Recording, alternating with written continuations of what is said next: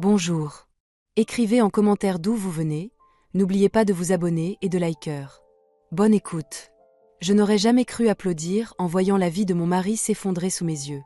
Et pourtant, ce soir-là, je me tenais là, une coupe de champagne à la main, et je sentais un sourire se dessiner sur mes lèvres pendant que sa réputation volait en éclats. « Je regrette de t'avoir épousé », a hurlé mon mari, en plein restaurant, alors que tout le monde levait son verre. J'ai juste fait un signe au serveur. Une seconde plus tard, il est arrivé avec une enveloppe. Mon mari l'a ouverte, et son visage est devenu livide. Puis la vidéo a commencé. Un silence de mort a envahi la salle. Je m'appelle Anna Muller. Hier encore, j'étais simplement la femme de Franz Keller, un homme d'affaires prospère, associé principal de la société d'investissement Meridian. 10 ans de mariage, un appartement luxueux en plein centre de Munich, une maison en Toscane, des vacances 2 fois par an aux Maldives et dans les Alpes. Une vie parfaite, en apparence. J'ai toujours souri aux événements d'entreprise, tenu des conversations légères, porté des robes de créateur et jamais contredit mon mari en public. Franz aimait dire que j'étais son plus bel investissement. Avant, je trouvais ça flatteur. Maintenant je comprends que, pour lui, j'étais un objet joli, pratique, prestigieux. Comme sa montre Patek Philippe à 1,5 million d'euros ou sa Bentley. « Anna, tu pourrais me faire un café ?» m'a-t-il demandé sans quitter des yeux son ordinateur quand je suis entrée dans son bureau il y a 3 mois. C'était un dimanche matin, 10 heures. Je venais de rentrer d'un jogging et je voulais discuter de notre journée. « Bien sûr », ai-je répondu en souriant avant de filer à la cuisine. Quand je suis revenue avec la tasse de café tout juste préparée, Franz a vite fermé une fenêtre sur son écran. J'ai entrevu une conversation. Quelque chose de personnel, clairement pas professionnel. Mais je n'y ai pas prêté attention. « Merci, ma chérie. Aujourd'hui, je dois passer 2 heures au bureau. J'ai des documents urgents à signer, ça peut pas attendre lundi, » m'a-t-il dit en m'embrassant sur la joue. Un dimanche ? On avait prévu d'aller au parc, puis de passer chez tes parents. Me suis-je étonnée. Le boulot, ma belle. Tu sais comment c'est. Le projet est en phase finale. 2 heures max, et je suis de retour, m'a-t-il lancé en haussant les épaules. J'ai soupiré, un peu déçue, mais je n'ai pas insisté. Après 10 ans de mariage, j'étais habituée à ce que le travail passe toujours avant tout. C'est aussi ce qui nous permettait de vivre cette vie confortable. Alors j'avais appris à ne rien dire. Très bien, je vais préparer le déjeuner en attendant. On ira chez tes parents après, lui ai-je répondu. Il a hoché la tête, déjà absorbé de nouveau par son écran. Je suis sortie du bureau et partie à la salle de bain pour prendre une douche après ma course. En arrivant, j'ai réalisé que j'avais oublié mon téléphone dans la chambre. En retournant le chercher, j'ai entendu Franz parler à quelqu'un. Doucement, presque en chuchotant. « Oui, Isabella, je peux aujourd'hui. » J'ai dit que je partais au bureau. Comme d'habitude. J'ai bien 2 heures.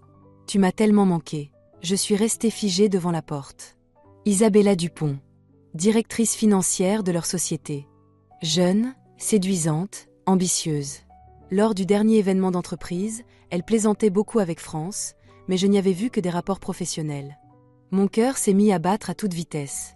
Impossible. Non, c'est pas ce que je crois. J'ai reculé doucement et suis retournée à la salle de bain. J'ai allumé la douche et je suis restée longtemps sous l'eau chaude, espérant laver cette boule d'angoisse qui me rongeait de l'intérieur. Quand je suis sortie, Franz était presque prêt à partir. Il mettait sa veste bleu marine préférée et ajustait ses boutons de manchette. « Je reviens vite », m'a-t-il dit en m'embrassant la joue. Il sentait fort le parfum de luxe, plus que d'habitude, comme s'il venait de s'en asperger à nouveau. « Bonne chance avec les documents », ai-je dit d'un ton que j'ai tenté de garder neutre. Une fois la porte refermée derrière lui, je me suis assise au bord du lit. Mes mains tremblaient. « T'exagères, Anna. C'était sûrement un appel pro, » me suis-je soufflé. Mais mon intuition me criait le contraire. J'ai pris mon téléphone et ouvert l'appli de géolocalisation qu'on avait installé l'un pour l'autre il y a longtemps, pour des raisons de sécurité. Franz travaillait souvent tard ou partait en déplacement, et ça me rassurait. Je les regardais se déplacer sur la carte. Les bureaux de la société étaient dans le quartier des affaires, mais la voiture de Franz a pris la direction opposée. Elle allait vers le quartier chic de Schwabing. J'ai essayé de me rassurer, peut-être qu'il passait ailleurs avant. Mais quand le point s'est arrêté devant la résidence de luxe Maximilian Residence, mon cœur s'est serré. Je connaissais parfaitement cette adresse. Isabella en avait parlé une fois, disant qu'elle y avait acheté un appartement. Pendant 2 heures, je suis restée les yeux rivés à l'écran. Le point ne bougeait pas. 2h15 plus tard, il est enfin reparti, en direction de notre maison. J'ai pris une décision rapide. J'ai rangé mon téléphone, suis allée à la cuisine et commencé à réchauffer le déjeuner comme si de rien n'était. Quand France est rentrée, je l'ai accueilli avec un sourire. « Alors, tout s'est bien passé ? Tu as signé tes documents ? » ?»« Oui, parfait. On peut aller chez mes parents maintenant, » m'a-t-il répondu, visiblement détendu. « Très bien, je vais me changer, » ai-je dit calmement. Ce jour-là, j'ai décidé de rester silencieuse. Pas de crise, pas d'accusation. Je voulais connaître toute la vérité, avoir des preuves, et seulement après, prendre une décision. Le lendemain, j'ai appelé ma vieille amie Claudia. Elle travaillait dans une agence de détectives privés. « Claudia, j'ai besoin de ton aide. Mais ça doit rester strictement entre nous, » lui ai-je dit en la retrouvant dans un petit café loin de chez moi et du bureau de France. Claudia m'a écoutée sans m'interrompre. Puis elle m'a regardé droit dans les yeux. « Tu es sûre de vouloir connaître la vérité ? Parfois, l'ignorance, c'est une forme de paix. Je dois savoir. » 10 ans de vie, Claudia. 10 ans que j'ai donné à cet homme, ai-je répondu fermement. Elle a hoché la tête et m'a tendu une carte de visite.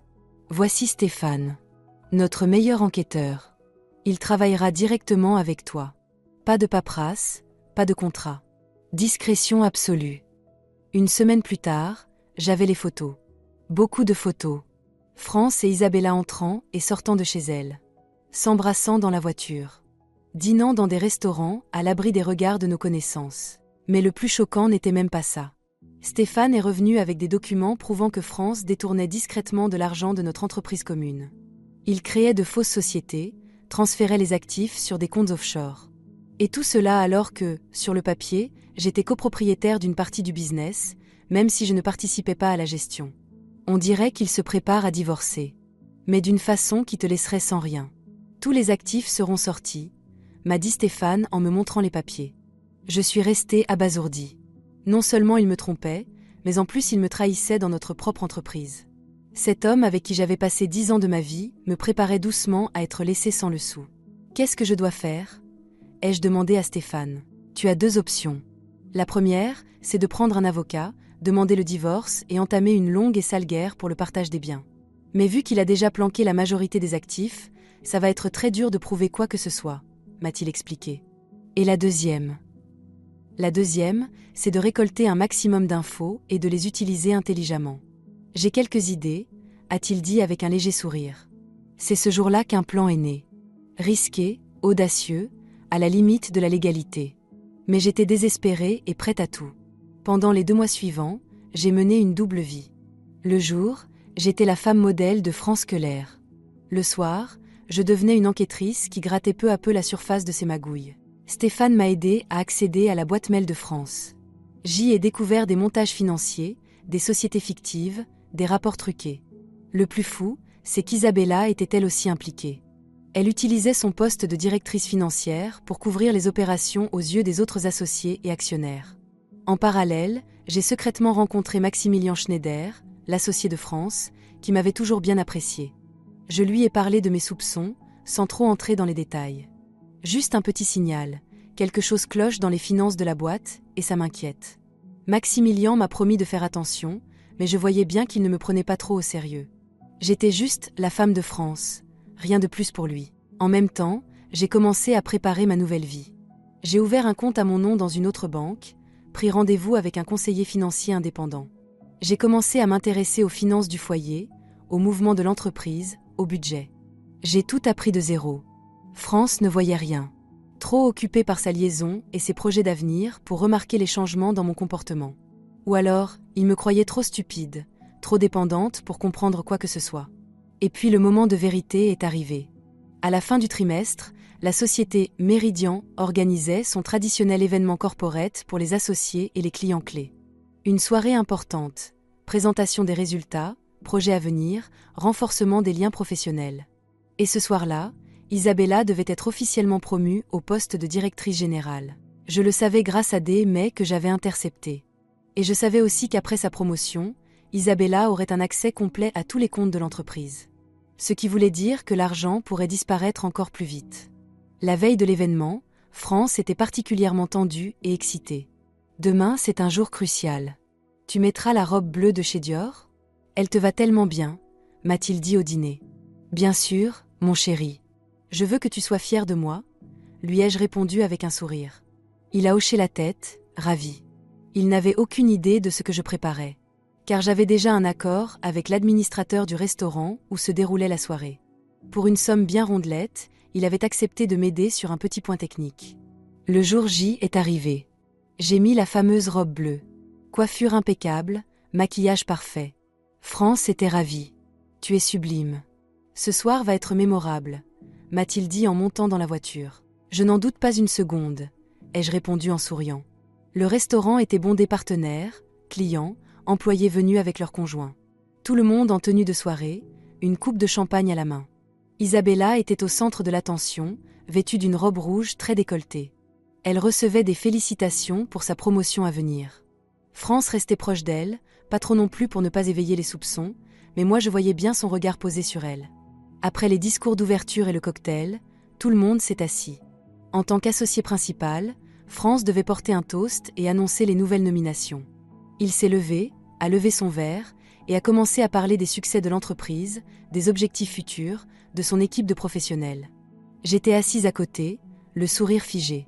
À l'intérieur, je tremblais, mais à l'extérieur, j'étais calme. Aujourd'hui, je veux annoncer quelques changements au sein de la direction. Isabella a prouvé qu'elle était une brillante financière et une stratège hors pair. À partir de demain, elle sera. A commencé France, arrivant au point culminant de son discours. C'est là qu'il m'a regardé. Mon regard l'a perturbé. Il a marqué une pause, puis a repris. Mais avant de continuer sur le travail, je voudrais dire un mot sur ma vie personnelle. Ma femme Anna a toujours été mon pilier. Sans elle, je n'aurais pas accompli la moitié de ce que j'ai aujourd'hui, a-t-il dit en posant sa main sur mon épaule. C'était du théâtre pur. Il n'en pensait pas un mot. C'était juste le rôle du mari parfait devant témoin. J'ai doucement retiré sa main de mon épaule et je me suis levée. Merci pour ces gentilles paroles, chérie. Mais peut-être que tu pourrais dire à tout le monde ce que tu penses vraiment de notre mariage? Que je te freine, que je suis un obstacle à ton bonheur. Ai-je dit assez fort pour que tout le monde entende? Un silence pesant a envahi la salle. France est devenue blême. Anna, mais qu'est-ce que tu racontes? Assieds-toi, s'il te plaît, a-t-il lancé d'une voix tendue. Pourquoi? Pour continuer cette farce? 10 ans, France. 10 ans que je suis ta femme, ta partenaire, ton amie. Et voilà comment tu me remercies, ai-je dit en le regardant droit dans les yeux. Je regrette de t'avoir épousé, a hurlé France, en plein restaurant, au moment même où tout le monde levait son verre. J'ai simplement fait un signe au serveur, et une seconde plus tard, il est arrivé avec une enveloppe. Mon mari l'a ouverte, et son visage s'est vidé de tout son sang. Puis la vidéo a commencé. Un silence de mort s'est abattu sur la salle. Sur le grand écran installé pour la présentation, une vidéo a commencé à défiler. D'abord, des photos de France et Isabella entrant chez elle.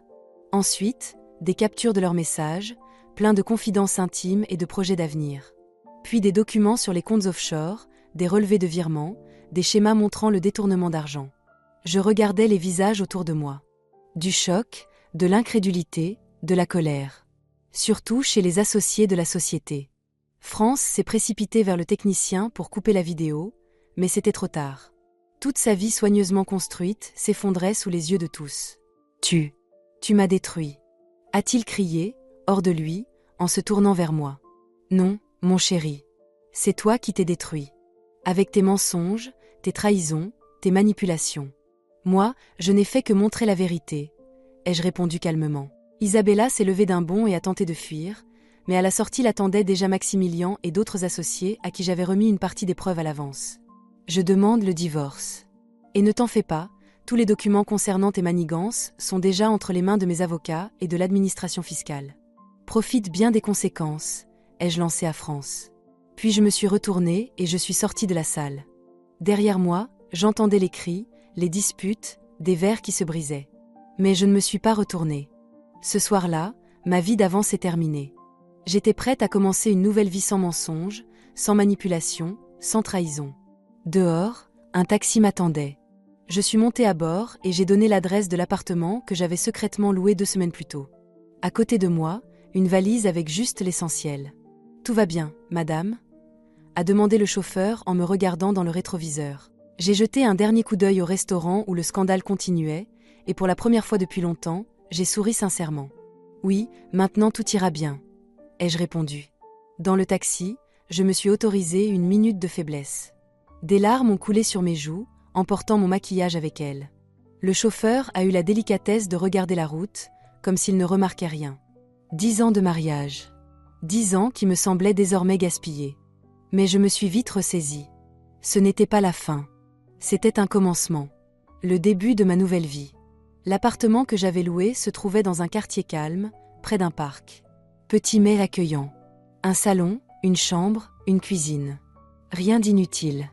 Rien du luxe auquel j'étais habituée en vivant avec France. Mais ici, il y avait quelque chose que notre luxueux Penthouse n'avait jamais offert, un sentiment de liberté. J'ai rangé mes affaires, pris une douche, lavé les dernières traces de maquillage et de larmes. Puis je me suis préparé une tasse de thé et me suis installée près de la fenêtre. Mon téléphone vibrait sans arrêt, inondé d'appels et de messages. France, ma belle-mère, quelques amis communs. Je n'ai répondu à personne. La seule personne avec qui je voulais parler m'a appelé vers minuit. « Tu es incroyable, Anna. Stéphane m'a raconté ce que t'as fait. Il dit qu'il n'avait jamais vu un tel spectacle, » a dit Claudia, la voix pleine d'admiration. « Et lui ?» ai-je demandé, en parlant de France. Apparemment, il est furieux. Maximilien a convoqué une réunion d'urgence avec les associés. Isabella a été suspendue le temps de l'enquête. Et ton ex a été prié de ne plus revenir au bureau pour le moment. J'ai hoché la tête, même si Claudia ne pouvait pas me voir. Tout se passait comme prévu. Et toi, comment tu te sens ? M'a demandé mon ami. Je sais pas. Vidé. Mais aussi. Libre ? C'est bizarre, ai-je avoué. Ce n'est que le début. Ça ne sera pas facile. France ne fait pas partie de ceux qui abandonnent sans se battre, m'a averti Claudia. Je sais. Mais moi non plus, je ne suis plus la femme qu'il connaissait. Après notre conversation, j'ai éteint mon téléphone et, pour la première fois depuis des mois, j'ai dormi profondément, sans somnifère. Le lendemain matin, on a sonné à ma porte. Un livreur m'a tendu un énorme bouquet de roses blanches. Anna Muller ? Signez ici, s'il vous plaît, m'a-t-il dit. J'ai signé machinalement et pris les fleurs. Il y avait une carte avec le bouquet. Pardonne-moi. Parlons-en. F. J'ai esquissé un sourire amer. France avait toujours cru qu'il pouvait tout réparer avec de l'argent ou des cadeaux. Les roses blanches étaient mes préférées. Il s'en souvenait. Mais ce n'était plus suffisant. J'ai jeté le bouquet dans la benne sans même l'avoir fait entrer. En rallumant mon téléphone, j'ai découvert 37 appels manqués et des dizaines de messages. De France, de sa mère, de nos amis communs. Je les ai fait défiler sans lire. Puis j'ai appelé mon avocate, Victoria Lorenz. Une femme stricte d'une 50aine d'années, réputée pour être une vraie combattante dans les affaires de divorce. Bonjour, Victoria. Comme prévu, j'ai fait ma déclaration hier soir. Il faut agir vite, avant qu'il ne planque ce qui reste, ai-je dit. Je m'en occupe déjà. Le fisc s'est montré très intéressé par les documents qu'on leur a transmis. Les comptes de l'entreprise sont temporairement gelés. C'est la procédure normale en cas de suspicion de fraude, a-t-elle répondu d'un ton professionnel. Parfait, ai-je soufflé. Ce n'était pas de la vengeance. C'était de la justice. Mais je dois vous prévenir, il a déjà engagé Ricardo Almeida. Vous connaissez ? Je connaissais. Ricardo Almeida, avocat spécialisé dans les divorces, défenseur acharné des hommes riches durs, sans scrupules, redoutablement efficace. Donc il va jouer sale, ai-je constaté. Très probablement. Préparez-vous, ils vont essayer de vous salir. Ils chercheront ou inventeront quelque chose contre vous. La tactique classique d'Almeida, c'est de faire passer l'épouse pour une profiteuse sans cœur, qui n'attendait que l'occasion pour dépouiller le pauvre mari. Qu'ils essaient. J'ai assez de preuves de ses infidélités et de ses magouilles, ai-je répondu, sentant une vague de colère monter en moi. Après mon appel avec l'avocate, j'ai décidé de sortir marcher un peu. J'avais besoin d'air frais et de temps pour réfléchir. J'ai mis des lunettes de soleil, noué un foulard sur la tête, je ne voulais pas être reconnue. L'histoire avait sûrement déjà fait le tour des cercles d'affaires à Munich. Je marchais dans les allées du parc municipal, observant la vie matinale autour de moi. Des jeunes mamans avec leurs poussettes, des cadres pressés, des artistes installant leurs chevalets près de la fontaine. Une vie normale, indifférente à mon drame personnel. Et soudain, j'ai aperçu une silhouette familière. Un homme de petite taille, en costume chic, assis sur un banc en train de nourrir les pigeons. Maximilien Schneider, l'associé de France. L'un de ceux qui étaient présents à la soirée de la veille. J'ai voulu passer mon chemin, mais il m'a vu et m'a fait signe. Je n'avais pas vraiment le choix. Je me suis approchée. « Bonjour, Anna. Vous vous asseyez ?» dit-il en désignant la place à côté de lui. J'ai hésité une seconde, puis je me suis assise. Il a continué à jeter des miettes aux pigeons, comme si on se retrouvait pour une conversation banale. « Je dois avouer, vous m'avez bluffé. Je ne vous aurais jamais imaginé aussi déterminé, dit-il enfin. La vie vous y oblige, ai-je répondu simplement. Je comprends. Vous savez, je vous ai toujours vu comme un bel accessoire à la réussite de France. Une femme élégante, bien élevée, idéale pour un homme d'affaires. Pardon pour cette vision réductrice, dit-il en hochant la tête. Vous n'étiez pas le seul. France pensait pareil. Et il s'est lourdement trompé, ai-je dit en haussant les épaules. Pour la première fois, Maximilien me regarda droit dans les yeux. Le scandale d'hier soir, c'était spectaculaire. Mais ce qui m'a le plus impressionné, ce sont les documents que vous nous avez remis avant la soirée. Les montages, les comptes offshore, les fausses déclarations. C'était structuré, clair, très professionnel. Vous avez fait un travail énorme. J'ai été bien entourée, ai-je admis. Sans doute. Mais il faut une vraie vision stratégique pour orchestrer tout ça. Il s'interrompit un moment. J'ai une proposition à vous faire, Anna. Quelle sorte de proposition ? Demandai-je, sur mes gardes. Professionnelle. Comme vous le savez, nous avons suspendu Isabella de son poste de directrice financière. Elle ne peut évidemment pas continuer dans la société. On cherche quelqu'un de compétent, qui connaît déjà un peu la structure, et surtout, quelqu'un en qui on peut avoir confiance. Je le regardai, surprise. Vous me proposez ce poste ? Mais je n'ai ni la formation, ni l'expérience. Le diplôme importe peu, répondit-il d'un geste. Vous avez ce qui compte, l'intelligence, l'intégrité. Vous auriez pu divorcer tranquillement et prendre votre part. Mais vous avez révélé des manœuvres qui auraient pu ruiner l'entreprise. Ça en dit long sur vous. Je restai silencieuse. L'offre était inattendue, mais séduisante. Elle m'offrirait une indépendance financière, et surtout un rôle actif dans la reconstruction de la société après ce que France et Isabella avaient causé. Je dois y réfléchir. Peut-être suivre une formation. Je ne veux pas occuper un poste auquel je ne suis pas préparée, ai-je fini par dire. C'est raisonnable. On peut vous proposer des cours intensifs, un mentor.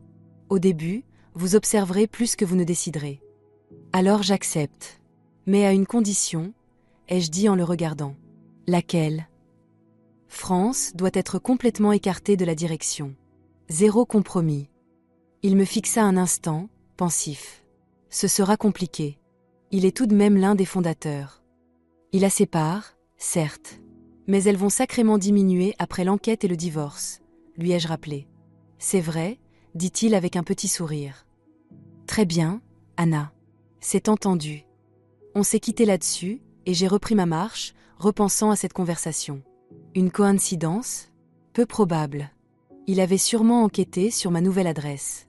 Mais sa proposition me semblait sincère, alors j'ai décidé de lui laisser une chance. En rentrant chez moi, j'ai trouvé un autre bouquet.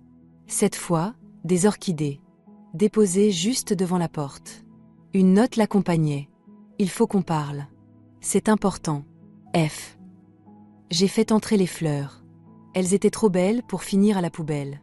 Et je me suis demandé si je devais accepter de voir France. D'un côté, tout était déjà lancé. Le divorce, les procédures. Pas de retour possible. D'un autre, on finirait de toute façon par se retrouver face à face au tribunal. Et j'avais envie d'entendre ce qu'il avait à dire pour sa défense. Après quelques minutes de réflexion, je lui ai envoyé un message. Demain, 12h, Café Progress. Endroit public. Pas de scène. La réponse a été immédiate. J'y serai. J'ai passé la soirée à me préparer. Pas physiquement, mentalement. Je savais qu'il allait essayer de m'avoir à l'usure. Il était doué pour ça.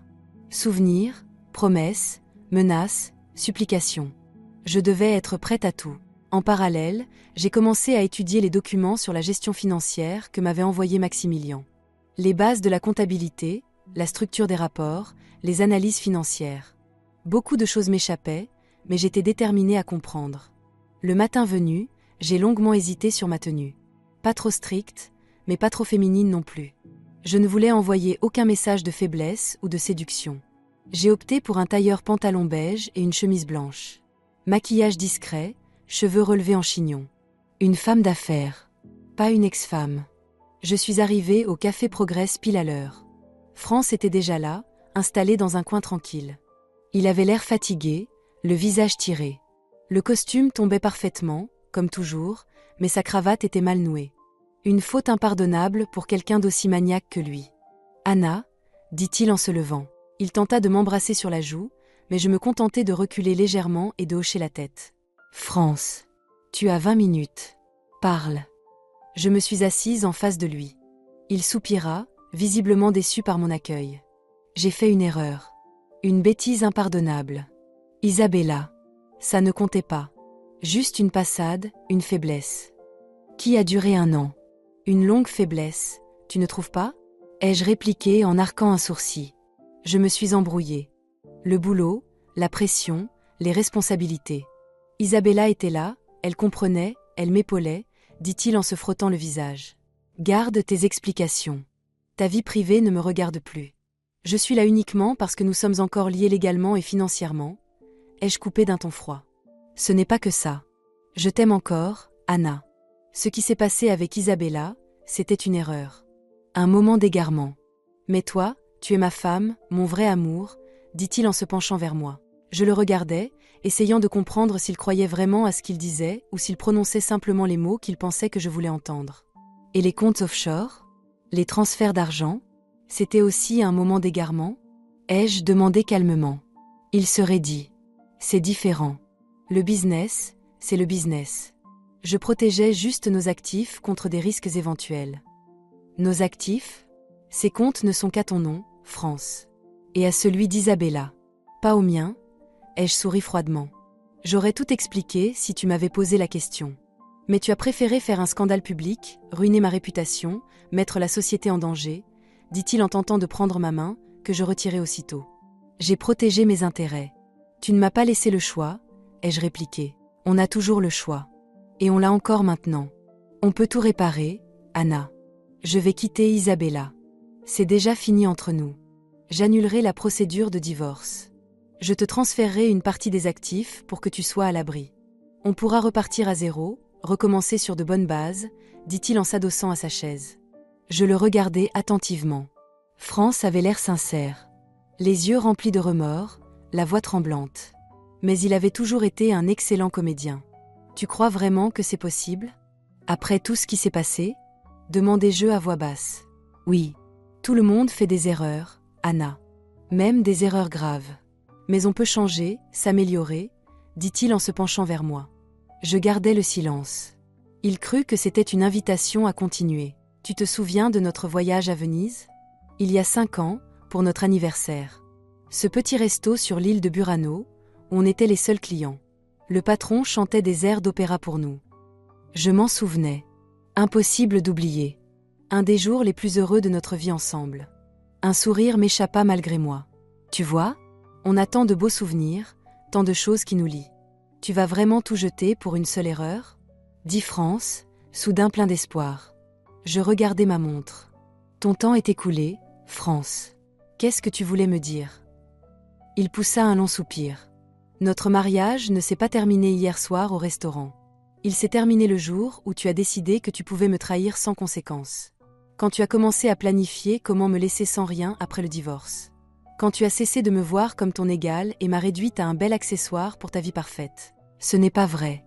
Je t'ai toujours respecté, estimé. Tenta-t-il? Non. Arrête de mentir, au moins maintenant. Tu aimais ce que je représentais sur les photos, dans les soirées, le rôle parfait que je jouais à tes côtés. Mais tu ne t'es jamais intéressé à ce que je pensais, à ce dont je rêvais, à qui j'étais, ai-je dit en secouant la tête. Il baissa les yeux. Peut-être que tu as raison. Je t'ai tenue pour acquise. Mais les gens changent, Anna. Je peux changer. Peut-être, mais ça ne changera rien pour nous. Notre mariage est mort, France. Et aucun beau discours ne le ressuscitera, ai-je conclu. Je me levai. Il me saisit le bras. Attends. Tu ne sais pas dans quoi tu t'embarques. Le divorce sera dur, sale. Je me battrai pour chaque euro, chaque action. Voilà. En une seconde, Il passait des supplications aux menaces. Le vrai France, enfin à découvert. Je suis prête. J'ai la conscience tranquille. Et toi ? Ai-je répondu froidement. Tu vas le regretter. Je te jure que tu vas le regretter, sifflait-il en me serrant le poignet. Je retirai ma main. Je regrette déjà. 10 ans perdus avec un homme qui n'en valait pas la peine. Adieu, France. Sur ces mots, je me retournai et quittai le café. Il criait quelque chose derrière moi, mais je ne me suis pas retournée. Ce chapitre était clos. Devant moi s'ouvrait un autre inconnu, effrayant, mais à moi. Dehors, j'ai pris une grande inspiration. L'air de printemps sentait la liberté et les nouvelles chances. Mon téléphone vibra dans ma poche. Un message de Maximilien. Je vous attends demain au bureau à 10 heures. Je vous présenterai l'équipe. Ne vous inquiétez pas. Tout ira bien. Je souris et tapai ma réponse. Je serai à l'heure. Merci pour votre confiance. Puis j'ai appelé un taxi et je suis rentrée. Chez moi. Dans mon nouveau chez moi, ma nouvelle vie. Pour la première fois depuis longtemps, je me sentais vivante. Mon premier jour comme consultante financière chez Méridian fut plus difficile que prévu. En entrant dans les locaux, j'ai senti les regards méfiants, les murmures qui s'interrompaient dès que je passais. Rien d'étonnant il y a peu encore, j'étais la femme d'eux, et me voilà dans un tout autre rôle. Maximilien m'a présenté personnellement à l'équipe. Mesdames et messieurs, voici Anna Müller. Beaucoup d'entre vous la connaissent, mais aujourd'hui elle rejoint l'entreprise comme consultante financière. Elle travaillera sur l'analyse et l'optimisation de nos flux financiers et participera aussi à l'enquête sur les récents événements. Il avait accentué les derniers mots. Tout le monde avait compris, les magouilles de France et Isabella. Un silence tendu a suivi. Je suis heureuse de travailler avec vous. Et je veux que ce soit clair, je ne suis pas ici pour licencier ou punir qui que ce soit. Mon but, c'est de sauver cette entreprise que vous avez construite, souvent au prix de beaucoup d'efforts, ai-je dit calmement en regardant chacun d'eux. Certains ont semblé se détendre, d'autres restaient méfiants. Je comprenais. La situation était délicate. Après la réunion, Maximilien m'a conduite dans un petit bureau à côté du département financier. « Installez-vous, Anna. Ce n'est que temporaire, mais ça suffira pour démarrer. » La pièce était modeste. Un bureau, un ordinateur, 2 chaises et un petit coffre-fort dans un coin. Rien à voir avec le grand bureau de France, ses baies vitrées et son mobilier design. Mais je n'étais pas venue chercher du confort. J'étais venue pour travailler. Voici les documents à étudier en priorité. Les rapports des 3 derniers trimestres. C'est à cette période que les premières anomalies sont apparues, dit-il en posant un gros dossier sur mon bureau. Très bien. Et qui sera mon référent ? Vous m'aviez parlé d'un mentor. Ai-je demandé ? Oui, bien sûr. Wolfgang ne va pas tarder. C'est notre auditeur principal. Il est là depuis la création de Méridian. Si quelqu'un connaît les détails financiers de l'entreprise, c'est bien lui, dit-il en regardant sa montre. Comme en réponse à ces mots, on frappa à la porte. Un homme d'une 60aine d'années entra. Grand, mince, avec une barbe grisonnante bien taillée et des yeux perçants derrière des lunettes à monture fine. Wolfgang, je te présente Anna Müller, notre nouvelle consultante financière. Anna, voici Wolfgang Hoffmann, notre auditeur principal, et je n'exagère pas, la conscience financière de l'entreprise, me présenta Maximilien. Wolfgang s'inclina légèrement. On m'a parlé de vous, Anna. Intervention remarquable lors de la soirée. Je ne savais pas s'il s'agissait d'un compliment ou d'une pique, mais j'ai préféré le prendre comme un compliment. Merci. J'espère qu'on travaillera bien ensemble. J'en suis certain. On peut commencer tout de suite, si cela vous convient, dit-il en se tournant vers Maximilien. Bien sûr. Je vous laisse. J'ai une réunion avec des investisseurs potentiels. En ce moment, il est crucial de rassurer nos partenaires, dit Maximilien en se dirigeant vers la porte. Une fois la porte refermée, Wolfgang s'assit en face de moi. Bien. Soyons francs, Anna. Vous avez des connaissances en analyse financière, en comptabilité, en audit ? Juste les bases. J'ai étudié les documents envoyés par Maximilien ces derniers jours, mais je sais que c'est loin d'être suffisant, répondis-je honnêtement. Il hocha la tête avec approbation. C'est bien de le reconnaître. C'est la première étape pour apprendre. Commençons par les fondamentaux. Regardez, voici un rapport trimestriel, dit-il en ouvrant un dossier. Les heures suivantes passèrent à toute vitesse. Wolfgang était un excellent pédagogue patient, méthodique, capable d'expliquer des choses complexes de manière claire. À midi, Ma tête tournait avec toutes ces nouvelles informations, mais je commençais à saisir la structure globale des finances de l'entreprise. Je pense que ce sera tout pour aujourd'hui. On reprendra demain. Je vous conseille de déjeuner et de vous reposer, dit Wolfgang en remarquant ma fatigue. Merci. Vous êtes un très bon professeur, le remerciai-je sincèrement. Il sourit légèrement. Ma fille a votre âge. Elle aussi pose toujours les bonnes questions. On se donna rendez-vous pour 9 heures le lendemain, et Wolfgang partit. Je restai dans le bureau à digérer tout ce que j'avais appris. J'allais sortir déjeuner quand on frappa de nouveau. Une jeune femme entra, blonde, mince, en tailleur noir strict. Je la reconnus aussitôt Céline, l'assistante personnelle d'Isabella. « Anna, je peux vous parler ?» demanda-t-elle à voix basse, en jetant un œil vers la porte. « Bien sûr, Céline. »« Asseyez-vous » lui dis-je en lui désignant une chaise. Elle s'assit, triturant nerveusement la boucle de sa montre de luxe. « Je voulais vous dire quelque chose. » Elle hésita. Je savais pour eux.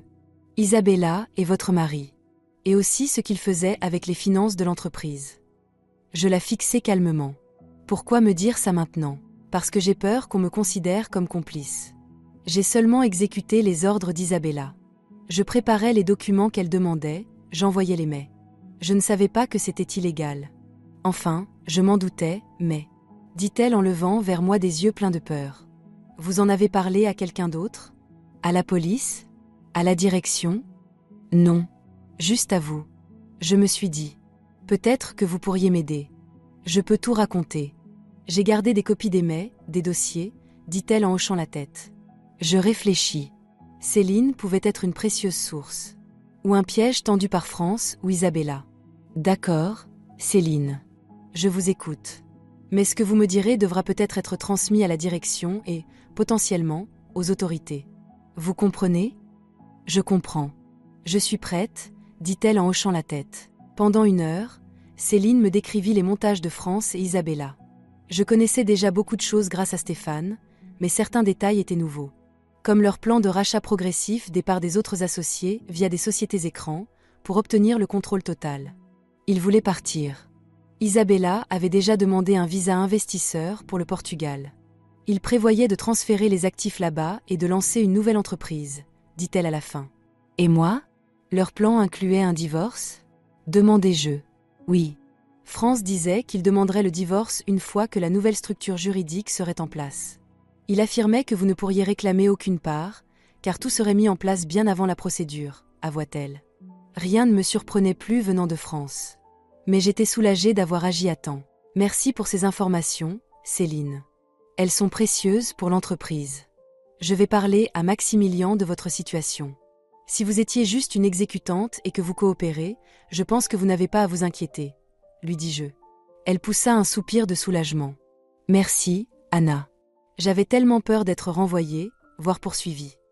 Je ne peux rien promettre, mais je ferai de mon mieux, la rassurai-je. Après son départ, je suis enfin allée déjeuner. L'entreprise occupait 3 étages dans un immeuble du quartier financier, et au rez-de-chaussée, il y avait plusieurs cafés. Je choisis un petit coffee shop dans un coin de l'atrium, espérant manger tranquillement et réfléchir. Mais c'était sans compter sur Valentina.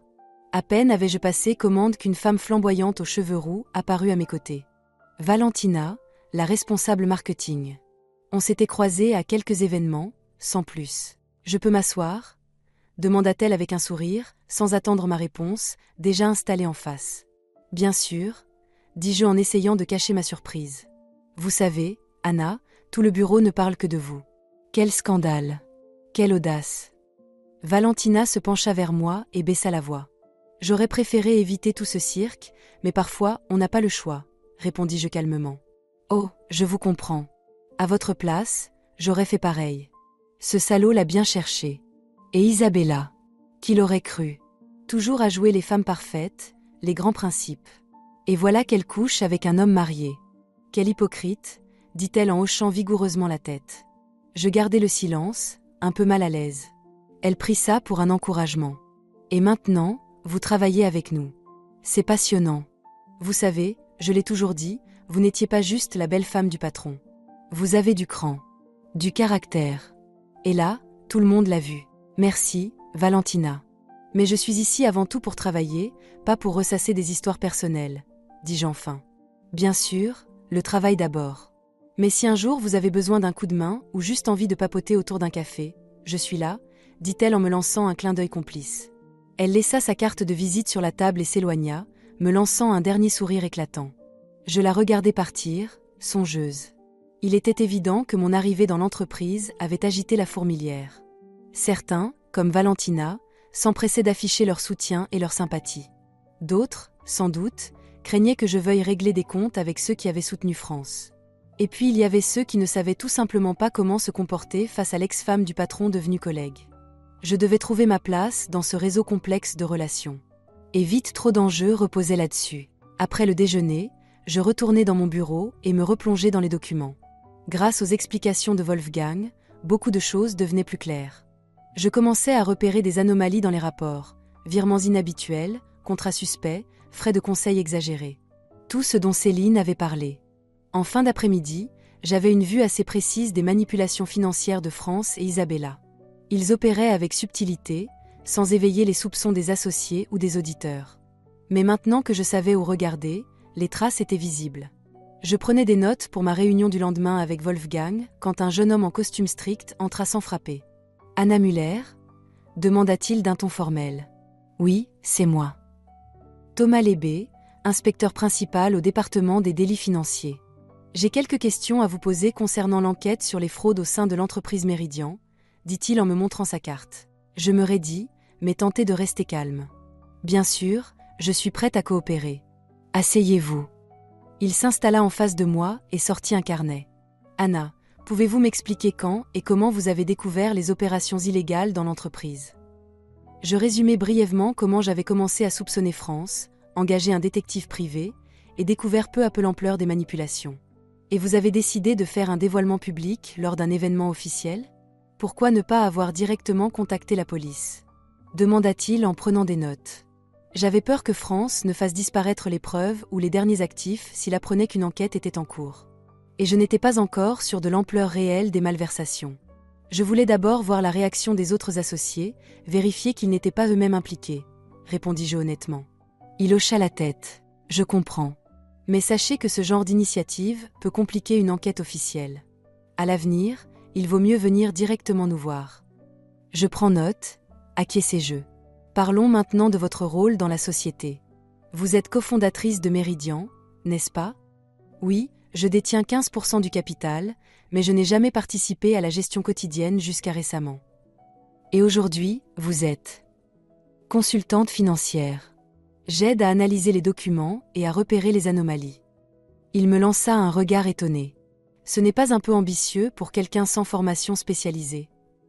J'ai un mentor, le chef auditeur de l'entreprise, et j'apprends vite, répondis-je avec assurance. Je n'en doute pas, fit-il en notant encore.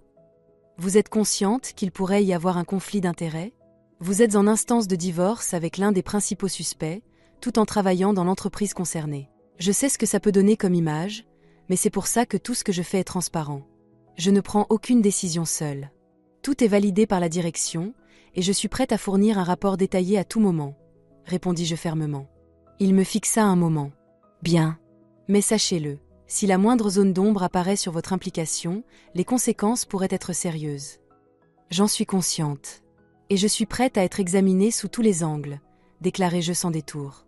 Il posa encore quelques questions sur la structure de l'entreprise et le fonctionnement des fraudes, puis referma son carnet. Cela suffira pour aujourd'hui. Mais nous allons sans doute devoir reparler. Et je vous demande de ne pas quitter la ville sans en informer les autorités. Je ne comptais pas partir, assurai-je. Quand il quitta le bureau, je m'affaissai sur ma chaise, sentant la tension enfin retomber. Ce rendez-vous était attendu, mais il n'en restait pas moins éprouvant. Au divorce déjà compliqué s'ajoutait maintenant une enquête pénale. Les choses se corsaient. Je regardai l'heure. Bientôt 19h. Il était temps de rentrer. Je rassemblai mes affaires et me dirigeai vers l'ascenseur. Dans le hall, une voix m'interpella. « Anna !» Je me retournai. C'était Wolfgang qui s'approchait à grands pas. « Content de vous avoir rattrapé. Alors, cette journée ? Intense. Beaucoup d'infos. Et une visite de l'inspecteur, répondis-je avec un demi-sourire. Oui, j'ai entendu. Ne vous inquiétez pas, c'est normal dans ce genre de situation, dit-il en hochant la tête. Il marqua une pause, Puis ajouta. Je voulais vous dire que je suis impressionnée par votre travail aujourd'hui. Vous avez une belle capacité d'analyse. Merci, mais j'ai encore beaucoup à apprendre, répondis-je sincèrement. Peut-être, mais vous avez l'essentiel, un bon esprit d'analyse et un vrai sens du détail. Le reste viendra avec le temps, dit-il. Il me tendit une chemise cartonnée. Tenez. Voici des documents sur les bases de l'analyse financière. Plus clairs que ceux de Maximilien. Je pense que vous les trouverez utiles. Merci beaucoup, dis-je, touché par son attention. Avec plaisir. À demain, Anna. À demain, Wolfgang. Sur le chemin du retour, je repensais à ma journée. Elle avait été dense, pleine de découvertes, de rencontres, d'émotions. J'étais fatiguée, mais aussi étrangement pleine d'énergie. Pour la première fois depuis longtemps, je me sentais utile, engagée, vivante. En entrant dans l'appartement, je consultai d'abord ma boîte mail. Un message de mon avocate m'attendait. France avait officiellement contesté ma demande de divorce, exigeant une garde conjointe de nos biens communs. Une formulation absurde, nous n'avions pas d'enfants, seulement des actifs. Mais le message était clair, il ne comptait pas se rendre sans combat. J'appelai Victoria. Vous avez vu sa requête ? Qu'est-ce que ça signifie ? Ça veut dire qu'il joue la montre. Il veut retarder la procédure au maximum pour avoir le temps de bouger les actifs. Une tactique classique. Ne vous inquiétez pas, Anna, on s'y attendait, répondit-elle. Et moi, je fais quoi ? Rien pour l'instant. Continuez à travailler, à collecter les preuves. Plus nous aurons d'éléments concrets sur ces manœuvres, plus notre position sera forte au tribunal. Après notre échange, je pris une douche, puis me replongeai dans les documents que Wolfgang m'avait remis. Ils étaient effectivement bien mieux structurés et clairs. Je prenais des notes, m'appropriais les termes, les formules, les ratios. Vers minuit, quelqu'un frappa à la porte. Je me tendis. Je n'attendais personne à une heure pareille. En regardant par le Judas, je vis France. Il avait l'air décoiffé, le regard rouge, la cravate desserrée, une bouteille de whisky à la main. « Anna, ouvre. Je sais que t'es là », cria-t-il en voyant du mouvement derrière la porte. Je ne répondis pas, espérant qu'il partirait. Mais il continua à frapper. « Ouvre, il faut qu'on parle. C'est important. » « Pars, France. Il est tard. Toute discussion passe désormais par nos avocats, finis-je par dire.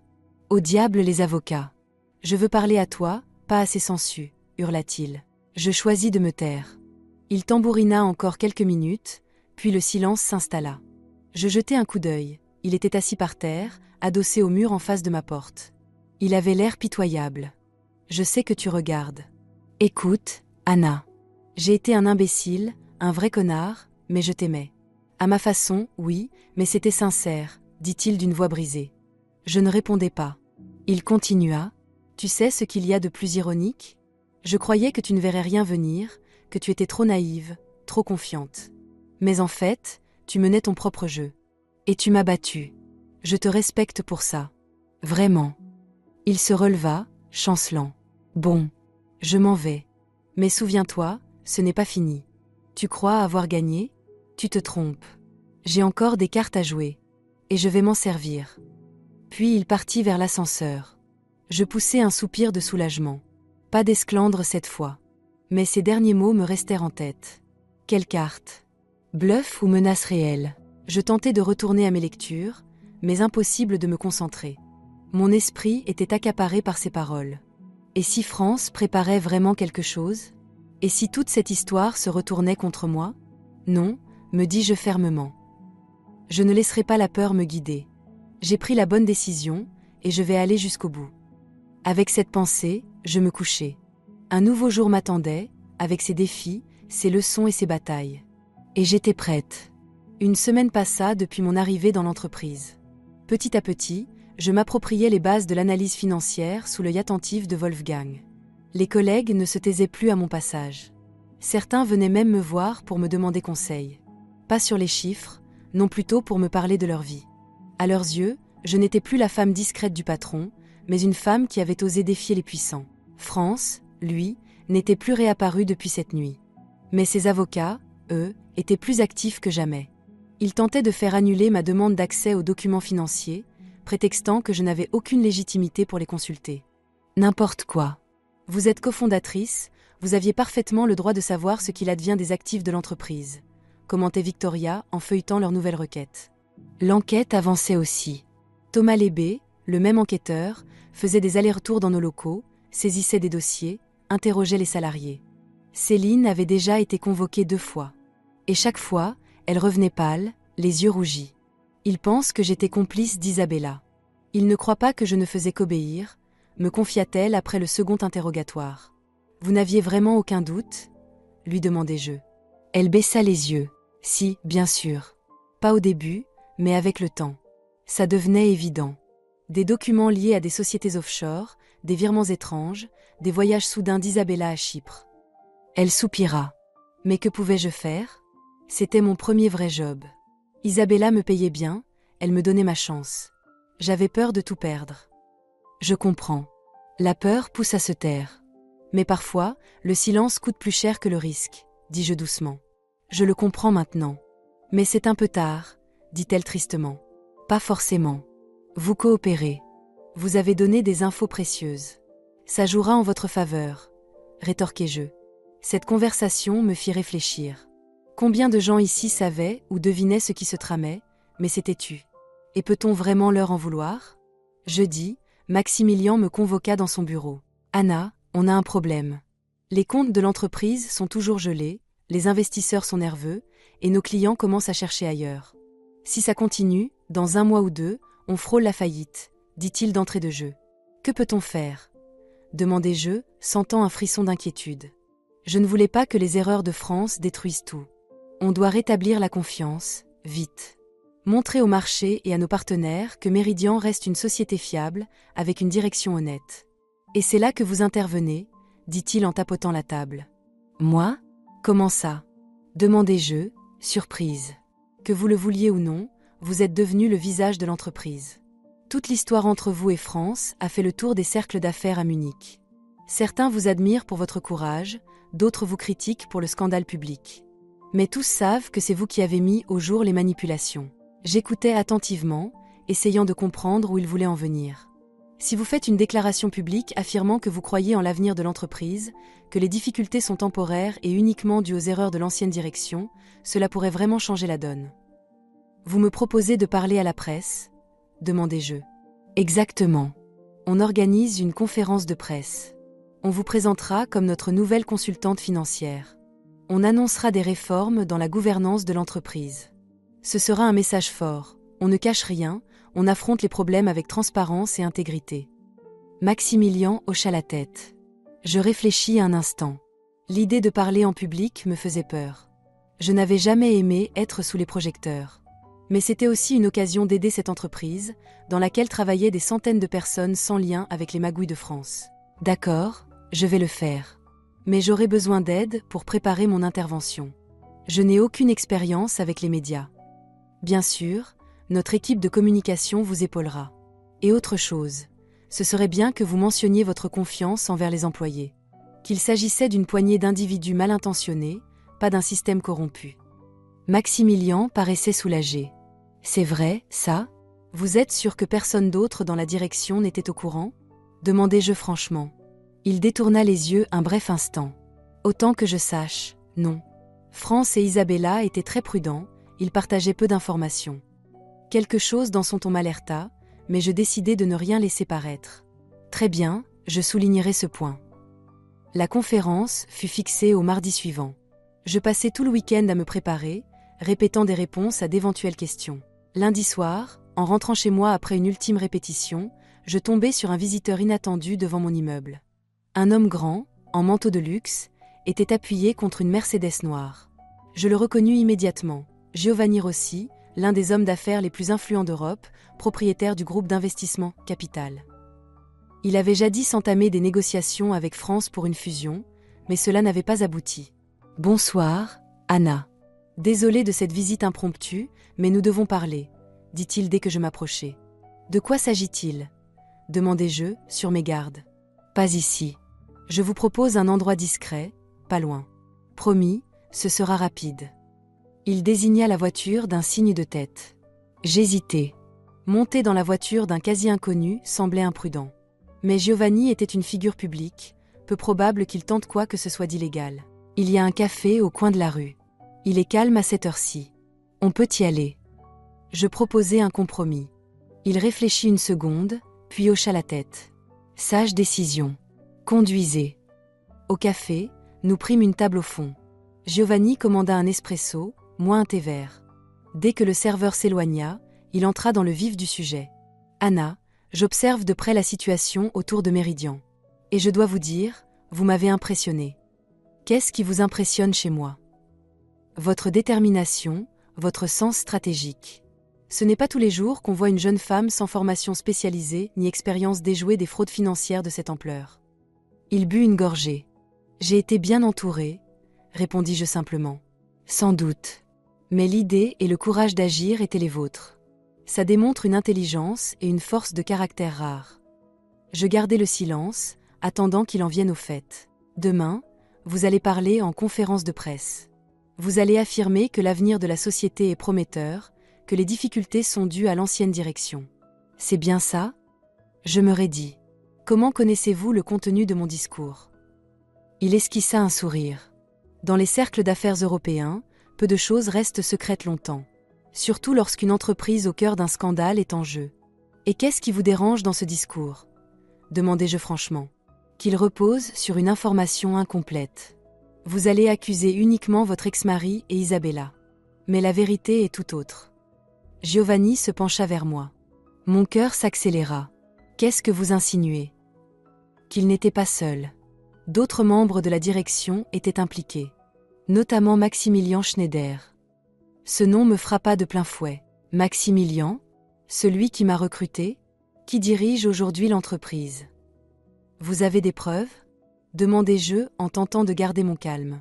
Il sortit une clé USB de la poche intérieure de son manteau. Des copies de documents, des échanges d'emails, des relevés bancaires. Tout ce qu'il faut pour comprendre que Maximilian ne se contentait pas de regarder, il participait activement. Je ne me précipitais pas pour prendre la clé. Pourquoi me montrer cela à moi? Qu'est-ce que vous cherchez? La justice. Et l'éthique dans les affaires. Je travaille dans ce milieu depuis des années. Si on laisse passer ce genre de comportement, on envoie un message dangereux. Je comprenais son raisonnement, mais quelque chose me dérangeait. Ou peut-être avez-vous un intérêt personnel? Comme acquérir les actifs de Méridian à bas prix, une fois la société discréditée? Il sourit. Vous êtes aussi perspicace qu'intelligente. Oui, j'ai de l'intérêt pour certains actifs. Mais je préfère des transactions transparentes. Il posa la clé USB sur la table. C'est vous qui voyez. Vous pouvez ignorer tout ça et dire ce qu'on attend de vous demain. Ou vous pouvez examiner les faits et agir selon la vérité. Il se leva. L'addition est réglée. Réfléchissez, Anna. Et souvenez-vous, en affaires, la réputation est ce qu'on a de plus précieux. Ça ne vaut pas la peine de la troquer contre des alliances douteuses. Il partit, me laissant bouleversée. Je regardais la clé USB sans oser la prendre. Si Giovanni disait vrai et que Maximilian était lui aussi impliqué dans les malversations, alors tout changeait. Mon discours à la conférence de presse devenait une farce. J'allais couvrir, sans le vouloir, un autre escroc. Mais si c'était un piège? Une tentative de Giovanni pour salir un concurrent et prendre le contrôle de l'entreprise? Je ne pouvais pas exclure cette hypothèse non plus. Finalement, je pris la clé USB et rentrai chez moi. Toute la soirée, j'analysais les documents, les comparant à ceux que j'avais déjà. Et plus je creusais, plus les preuves s'accumulaient. Giovanni disait la vérité. Maximilian était bel et bien impliqué dans les détournements, même s'il n'était pas aussi profondément engagé que France et Isabella.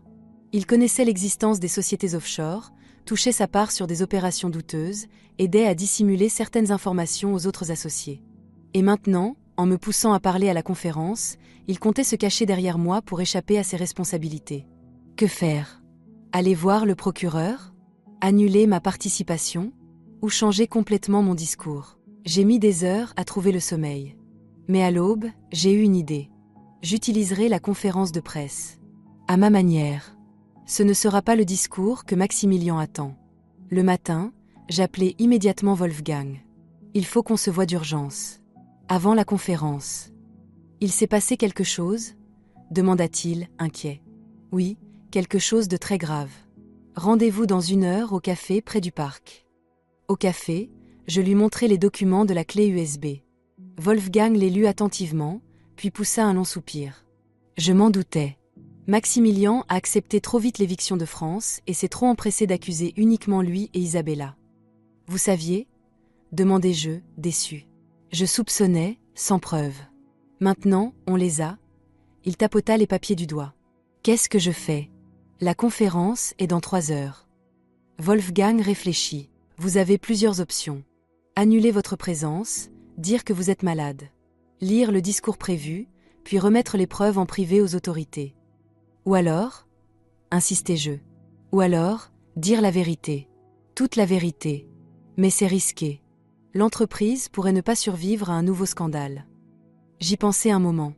Annuler ne réglerait rien, ça ne ferait que retarder l'inévitable. Mentir publiquement était hors de question. Restait le 3e choix risqué, mais honnête. Je vais dire la vérité. Mais j'ai besoin de vous, Wolfgang. Vous avez de l'ancienneté, les gens vous font confiance. Si vous confirmez mes propos. Il n'hésita pas une seconde.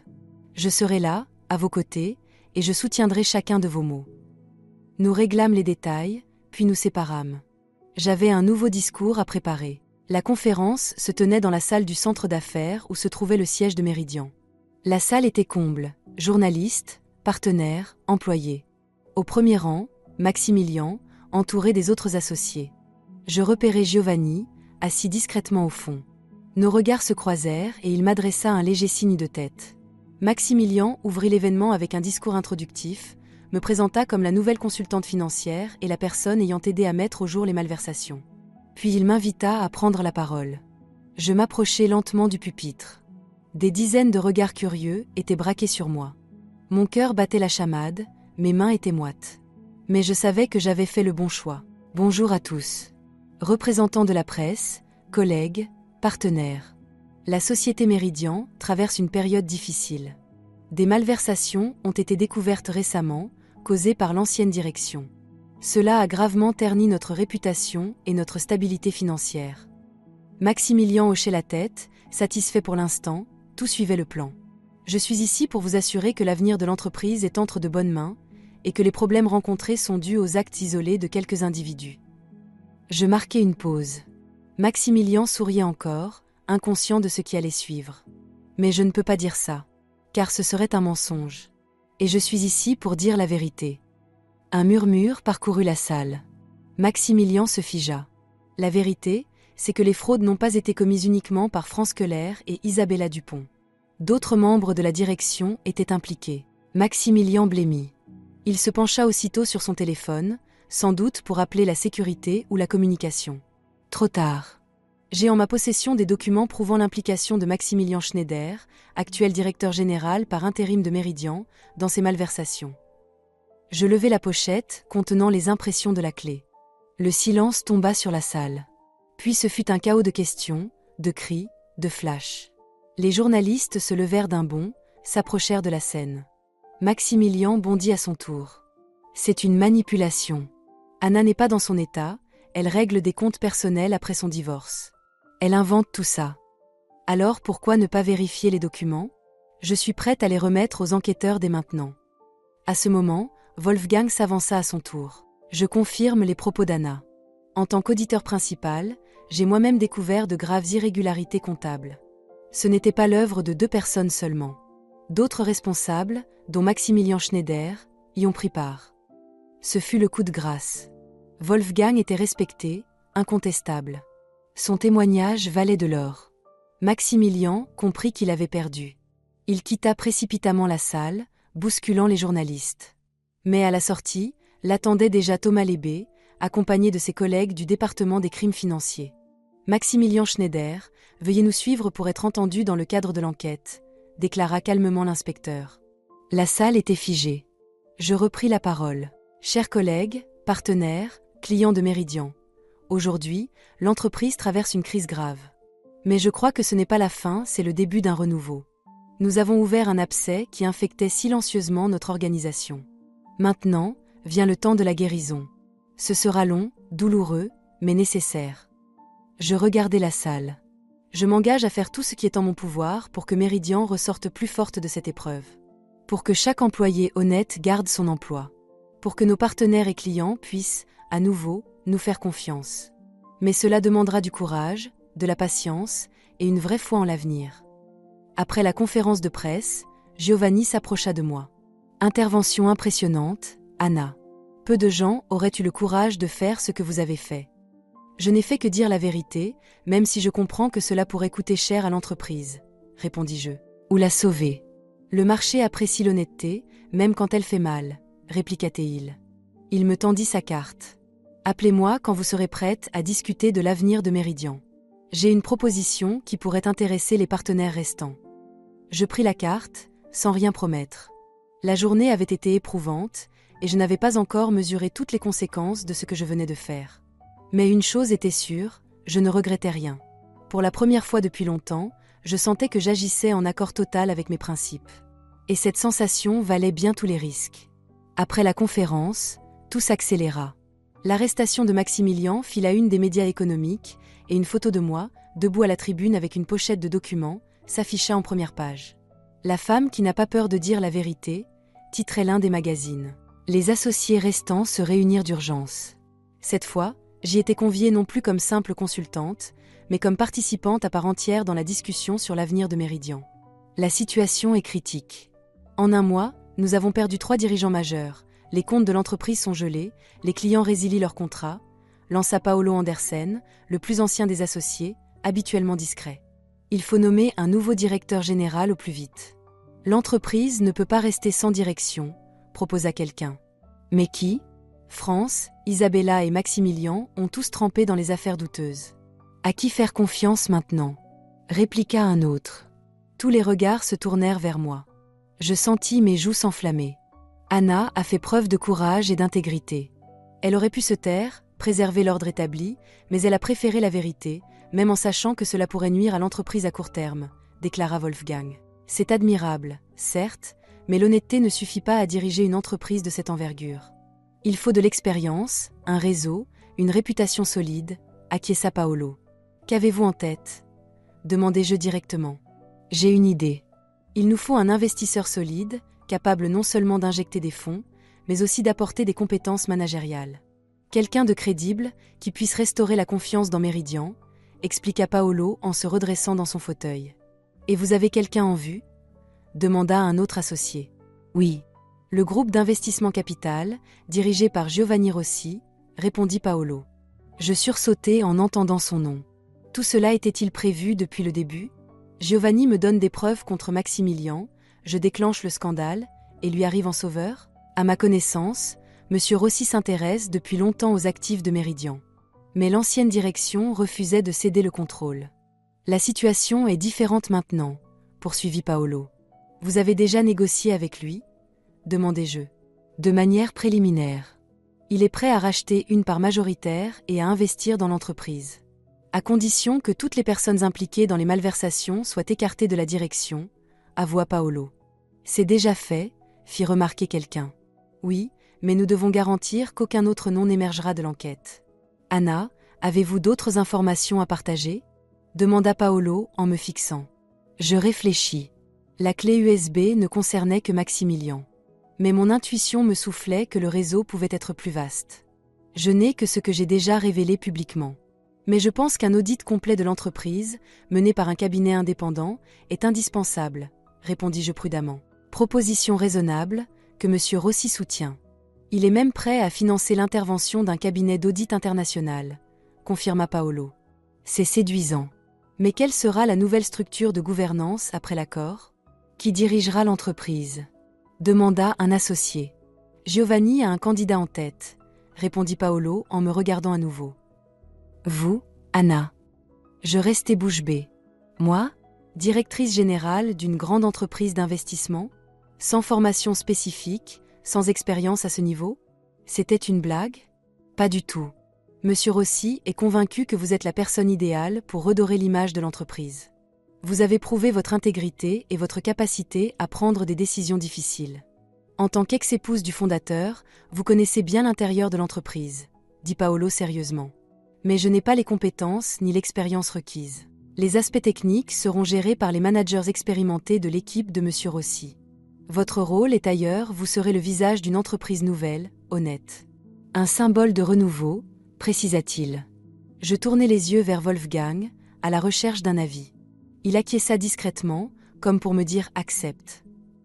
J'ai besoin d'y réfléchir et de parler directement avec M. Rossi avant de prendre une décision, dis-je enfin. Bien sûr. Il vous attend aujourd'hui à 18h dans ses bureaux, acquiesça Paolo. Il me tendit une carte avec l'adresse. Après la réunion, je demandai à Wolfgang de rester. Vous pensez que c'est une bonne idée? Moi à la tête de l'entreprise? Ce n'est pas un peu risqué comme pari? Demandai-je franchement, une fois seule. C'est atypique, oui. Mais les solutions classiques ne fonctionnent plus. L'entreprise a besoin d'une nouvelle image, d'une nouvelle vision. Et vous êtes parfaite pour ce rôle, répondit-il. Et si je n'y arrive pas? Avouai-je ma plus grande peur. Alors vous le reconnaîtrez et vous partirez. Mais je ne pense pas que ça arrivera. Vous avez ce que l'ancienne direction n'avait pas, l'honnêteté et une boussole morale, dit-il simplement. Ces mots m'apportèrent un peu de confiance. Et puis, l'alternative n'était pas très réjouissante. Perdre mon emploi et peut-être voir l'entreprise faire faillite, laissant des centaines de personnes sur le carreau. D'accord. Je vais rencontrer M. Rossi et écouter sa proposition, me résolus-je. Le siège du groupe Capital se trouvait dans l'une des tours du quartier financier, un gratte-ciel de verre qui semblait toucher le ciel. À l'accueil du 58e étage, je fus accueilli par la fraîcheur de la climatisation et le raffinement discret de la décoration. Anna, M. Rossi vous attend. Suivez-moi, je vous en prie, me dit l'hôtesse avec un sourire. Le bureau de Giovanni occupait un coin entier de l'étage, avec une vue panoramique sur la ville. Il était debout près de la fenêtre, contemplant le coucher du soleil qui peignait le ciel en rose et or. Belle vue, n'est-ce pas? Il m'arrive de venir ici juste pour regarder dehors. Ça aide à prendre du recul, à mesurer les choses, dit-il sans se retourner. Puis il se tourna vers moi. Je suis heureux que vous ayez accepté mon invitation, Anna. Installez-vous. Je m'installai dans le fauteuil en cuir en face de son bureau. Giovanni prit place en silence, me scrutant attentivement. Donc, Paolo vous a parlé de ma proposition. En gros, oui. Mais je préfère en entendre les détails directement de vous. Et comprendre vos véritables intentions, acquiesçai-je. Il sourit. J'apprécie votre franchise. Très bien, parlons franchement. Mes motivations sont simples, les affaires. Meridian possède des actifs uniques et une clientèle fidèle. Même dans son état actuel, l'entreprise a de la valeur. Après une restructuration et un rebranding, elle pourrait devenir une vraie pépite sur le marché. Et moi, dans tout ça, quelle est ma place? Demandai-je sans détour. Vous êtes la pièce maîtresse du rebranding. Une jeune femme qui n'a pas hésité à affronter le système, à dénoncer des corrompus, y compris son propre mari. C'est une histoire forte qui parlera aux clients, aux partenaires, à l'opinion publique, répondit-il. Vous voulez que je sois l'image de l'entreprise, précisai-je. Et sa dirigeante. Avec, bien sûr, une solide équipe de managers expérimentés à vos côtés. Vous tracerez la stratégie, prendrez les décisions importantes. L'équipe se chargera de l'exécution, ajouta-t-il. Et vous, quel sera votre rôle? Je superviserai les flux financiers en tant qu'actionnaire principal, mais je n'interviendrai pas dans la gestion au quotidien. Ce sera votre domaine, dit Giovanni. L'offre était séduisante. Peut-être même trop belle pour être vraie. Pourquoi moi? Il y a des dizaines de managers expérimentés, diplômés, avec une réputation bien établie. Pourquoi choisir quelqu'un sans formation ni expérience comme moi? Lançai-je la question qui me taraudait. Giovanni tapa doucement des doigts sur la table, pensif. Vous savez, Anna, j'ai rencontré dans ma vie beaucoup de gens avec de brillants diplômes, des CV impressionnants, des recommandations parfaites. Mais très peu avaient ce que je considère comme essentiel, du caractère et de l'intuition. Vous avez démontré les deux. Il se pencha vers moi. On peut apprendre à gérer une entreprise. Le caractère, on l'a ou on ne l'a pas. Ses paroles semblaient sincères. Et pourtant, le doute persistait. Et si je refuse? Alors je trouverai un autre candidat. Moins charismatique, plus classique. L'accord aura lieu de toute façon. Les partenaires ont déjà accepté de vendre le contrôle. Mais l'entreprise passera à côté d'une renaissance véritablement marquante, haussa-t-il les épaules. Il laissa passer un silence, puis ajouta. Et vous passerez à côté de la chance de prouver que la femme qu'on prenait pour la femme du patron est capable de bien plus. Cette remarque me toucha. Oui, pendant toutes ces années, on m'avait vue comme l'épouse élégante d'un homme influ, sans jamais s'intéresser à mes ambitions ni à mes compétences. Et voilà qu'un homme me proposait enfin de montrer qui j'étais vraiment à moi-même autant qu'au monde. J'ai besoin de temps pour réfléchir. C'est une décision importante, dis-je. Bien sûr. Vous avez 3 jours. Vendredi, nous signons l'accord préliminaire avec les partenaires de Méridian. À ce moment-là, je dois savoir qui dirigera l'entreprise, répondit Giovanni. Il m'accompagna jusqu'à l'ascenseur. Juste avant de partir, je posai une dernière question. Comment avez-vous mis la main sur les documents concernant Maximilien ? Giovanni esquissa un sourire énigmatique. En affaires, il faut connaître ses partenaires. Et ses concurrents. Surtout leurs faiblesses. Il me serra la main. J'attends votre réponse, Anna. Tout le trajet du retour, je pensais à cette proposition. D'un côté, c'était une opportunité incroyable prendre les rênes d'une grande entreprise, devenir indépendante, prouver ma valeur. De l'autre, une immense responsabilité et beaucoup de risques. Et si je n'étais pas à la hauteur ? Si je n'étais qu'un pion dans un jeu plus grand que moi ? Et si je reproduisais les erreurs de France ? À la maison, une surprise m'attendait. Une femme d'une 40aine d'années, le visage tiré et le regard éteint, était assise devant ma porte. Je mis quelques secondes à la reconnaître, c'était Isabella. Elle avait changé du tout au tout. « Qu'est-ce que vous faites ici ?» demandai-je, méfiante, en reculant d'un pas. « Je dois vous parler. »« C'est important, » répondit-elle d'une voix éteinte. J'hésitai. Une partie de moi voulait la laisser là, refermer la porte au nez de cette femme qui avait été la maîtresse de mon mari et complice de ses crimes. Mais une autre partie, celle qui cherchait toujours la justice, me poussait à l'écouter. « D'accord, » dis-je en ouvrant la porte. « Entrez. » Isabella entra prudemment et s'assit au bord du canapé. Je lui proposai du thé, elle refusa. « Je suis venue vous avertir. Giovanni Rossi n'est pas celui qu'il prétend être, » dit-elle sans détour. « Que voulez-vous dire ?» demandai-je, sur mes gardes. « Les documents qu'il vous a donnés. » Isabella triturait nerveusement le bracelet de sa montre. « Ils sont authentiques, mais incomplets. Il manque l'essentiel, son propre rôle dans le schéma. » Je m'assis en face d'elle. « Continuez. »« Tout a commencé il y a 3 ans, » murmura Isabella, comme si elle craignait d'être écoutée. France et Maximilien discutaient avec le groupe Capital d'une possible fusion. Mais à la dernière minute, l'accord a échoué. Rossi avait posé des conditions inacceptables. France est entré dans une colère noire. Il a juré de ne jamais lui céder le contrôle de l'entreprise. Elle fit une pause. C'est à peu près à cette époque que ma relation avec France a commencé. Au début, c'était juste une aventure, puis c'est devenu plus sérieux.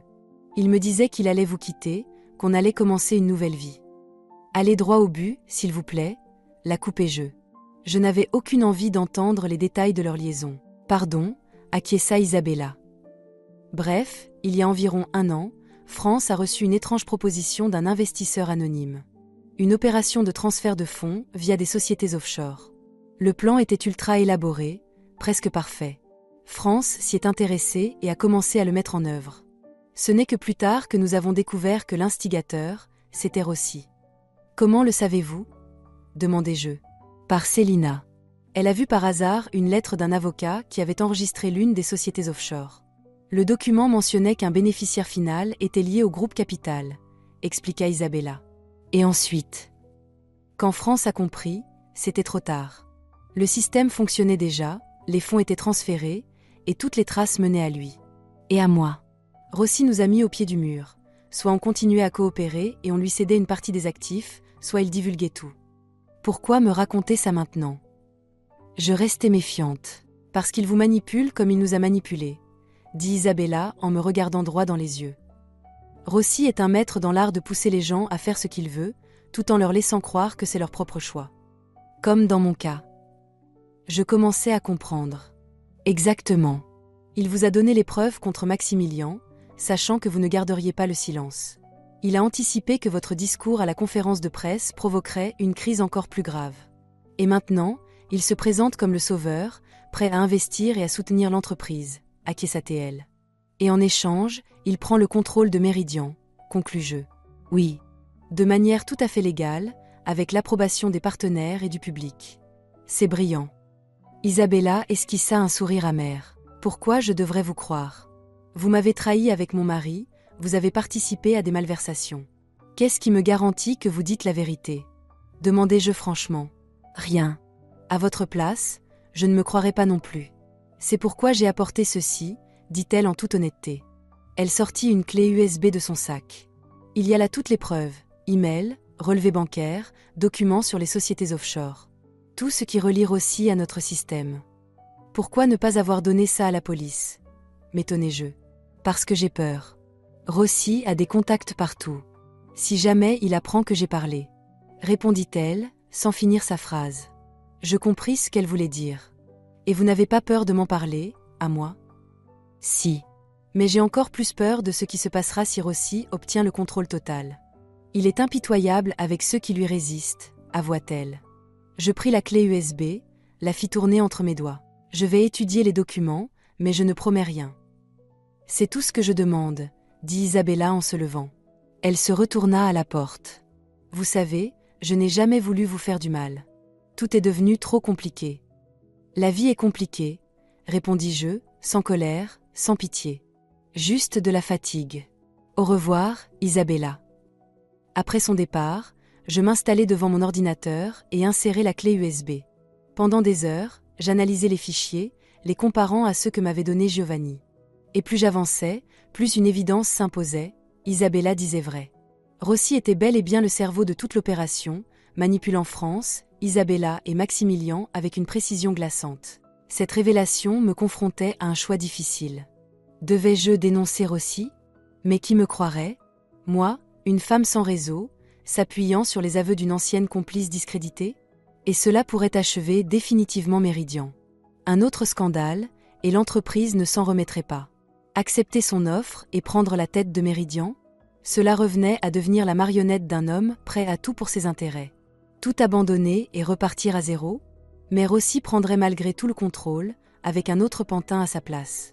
Je passai une nuit blanche à réfléchir. Au petit matin, j'avais pris une décision. Inattendue, même pour moi. Risquée. Mais c'était la seule voie possible. Je contactai Wolfgang pour une rencontre. Puis j'appelai Victoria, mon avocate. À midi, j'avais un plan d'action. Audacieux, limite suicidaire, mais réalisable. Vendredi, jour de la signature de l'accord préliminaire, je me rendis dans les bureaux de Giovanni. Il m'accueillit avec un sourire satisfait. « Heureux de vous voir, Anna. Vous avez pris votre décision? » « Oui. J'accepte de diriger la société. Mais à mes conditions, dis-je en m'asseyant. » Son sourire vacilla un peu. « Lesquelles ? » D'abord, une indépendance totale dans la gestion opérationnelle. Aucun droit d'ingérence des actionnaires sur les décisions internes et les nominations, commençai-je. C'est raisonnable. Autre chose? Acquiesça-t-il. Ensuite, un audit indépendant de toutes les opérations financières de ces 5 dernières années, y compris celles impliquant le groupe Capital. Il se tendit. Pourquoi une vérification aussi poussée? C'est une perte de temps et d'argent inutile. Pour restaurer la confiance, il faut de la transparence totale. Ou bien vous avez quelque chose à cacher, Giovanni? Répliquai-je. Bien sûr que non. Je trouve simplement que c'est exagéré. Mais si vous y tenez, répondit-il en retrouvant son calme. J'y tiens.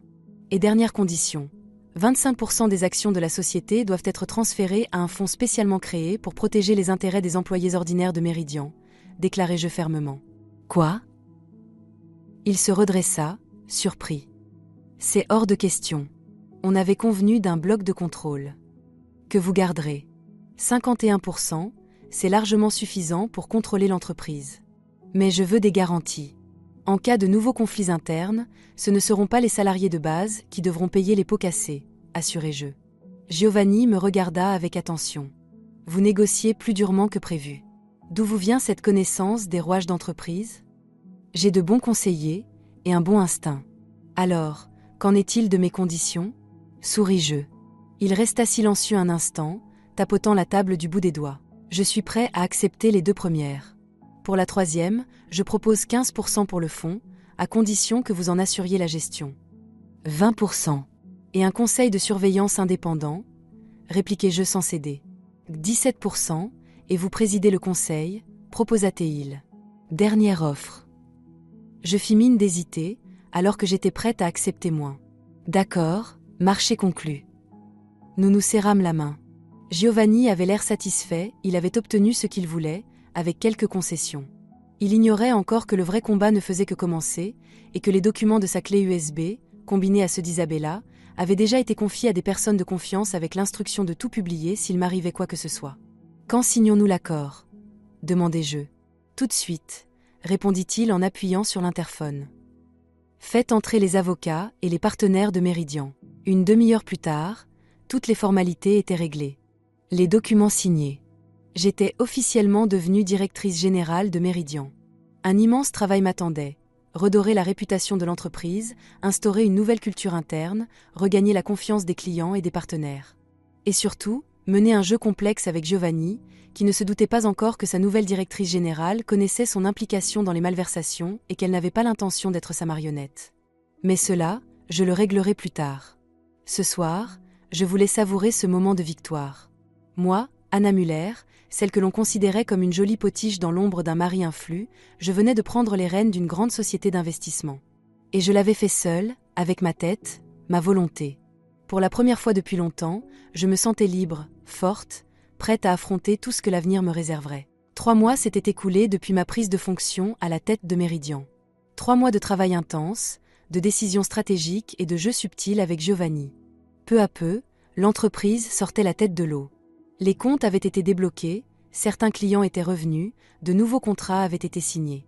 Chaque matin, j'arrivais au bureau à 8 heures et je repartais rarement avant 9 heures du soir. Wolfgang était devenu mon bras droit. Son expérience et sa connaissance des rouages internes étaient inestimables. Ensemble, nous avions élaboré un plan de restructuration qui permettait de réduire les coûts sans licenciement massif. Vous apprenez vite. Difficile de croire qu'il y a 3 mois, vous doutiez encore de vos capacités à diriger, me fit remarquer Wolfgang après une réunion où j'avais répondu avec assurance aux objections des chefs de service. Je n'avais pas le choix. C'était apprendre à nager ou couler, répondis-je avec un sourire. C'était la vérité.